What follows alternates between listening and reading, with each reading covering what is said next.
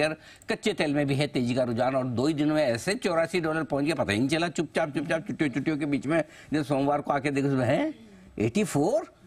तो अब आप ये जानना समझना चाहते थे कि हुआ क्या ऐसा जो 84 जाकर अब 83 के थोड़ा नीचे आया। नेहा हमारे साथ तैयार है बताने के लिए सारे के सारे कारण। नेहा पहले तो बताइए बढ़ा क्यों, फिर बढ़ा तो ये भी बताइए कि टिकेगा कि नहीं टिकेगा, वापस आ जाएगा ना 80 के नीचे, ये बताइए जरा। सब बुरी खबर पहले बताऊं कि अच्छी खबर? पहले बुरी बताओ ताकि बाद में जो ना अच्छी वाले में फिर हमारा मूड रात में अच्छा रहना चाहिए। ओके, तो बुरी खबर, इसमें बुरी खबर क्या हम जेल भी लेंगे क्योंकि हमें ये पता है अच्छी आने वाली। तो सर एक साथ 2-3 चीजें हो गई। पहला तो ये कि हम मिडिल ईस्ट टेंशन देख रहे हैं कि वो अब बढ़ता ही चला जा रहा है। जिस तरह से हम देख रहे हैं हुती अटैक्स हो रहे हैं और अमेरिका भी रिटालिएट कर रहा है, अब बाकी सारे देश भी उसमें जुड़ गए हैं।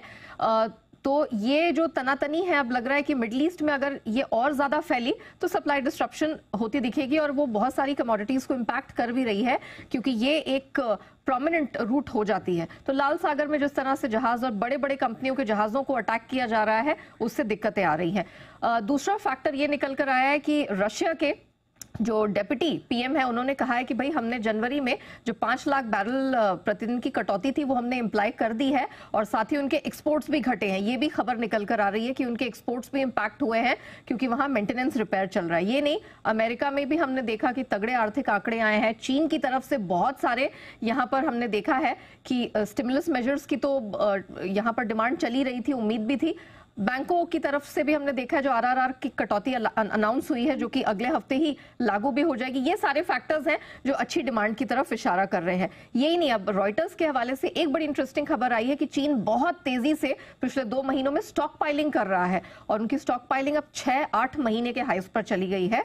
इंपोर्ट्स भी वहां पर बढ़ते हुए दिखाई दे रहे हैं और अब 1 फरवरी को हमारे बजट के साथ साथ ओपेक प्लस की बैठक भी है और ये बहुत महत्वपूर्ण बैठक बताई जा रही है क्योंकि अप्रैल की जो उत्पादन पॉलिसी वो डिस्कस करेंगे। अब मार्केट डिवाइडेड है कि कुछ होगा कि नहीं अनाउंसमेंट, लेकिन नजर तो अब सबकी यहाँ पर टिकी हुई है और डिमांड फोरकास्ट जिस तरह की निकल कर आ रही है, सभी हमने देखा है बड़े फर्म्स की तरफ से, इंटरनेशनल फर्म्स की तरफ से वो इसी तरफ इशारा कर रही है कि डिमांड सुधरेगी यहाँ पे। अब अच्छी खबर ये है कि दुनिया भर के जो ब्रोकरेजेस और बैंक्स है वो नहीं मानते कि इतनी तेजी में कच्चा तेल टिकेगा।